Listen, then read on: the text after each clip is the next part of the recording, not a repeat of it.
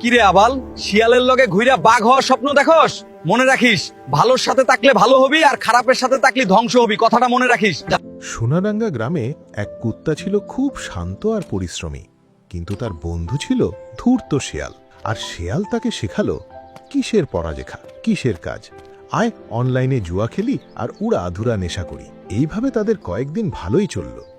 একদিন কুত্তার ছোটবেলার বন্ধু বানর এসে তাকে এই সব থেকে বেরোয় যাওয়ার কথা বলল, কিন্তু কুত্তা তাকে উল্টা গালি দিয়ে তাড়িয়ে দিল। এর কিছুদিন পর কুত্তার জীবন তছনছ হয়ে গেল। একদিন শেয়াল আর কুত্তা মিলে চুরি করতে গিয়ে ধরা পড়ল। শেয়াল তার চতুর বুদ্ধিতে পালিয়ে গেল, আর ধরা পড়ল কুত্তা এবং জেল কাটল। আর কয়েক বছর পর কুত্তা জেল থেকে বেরোয় দেখল তার সেই ভালো বন্ধু বানর আজ সরকারি চাকরিজীবী, আর সে সমাজের চোখে এক অপরাধী।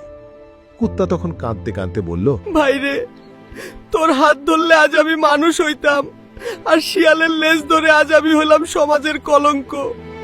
মনে রাখবেন, সৎ সঙ্গে স্বর্গবাস আর অসৎ সঙ্গে সর্বনাশ। বন্ধু নির্বাচনের আগে ভাবুন, সে কি আপনাকে আলোর পথে নিচ্ছে নাকি গর্তে নামাচ্ছে।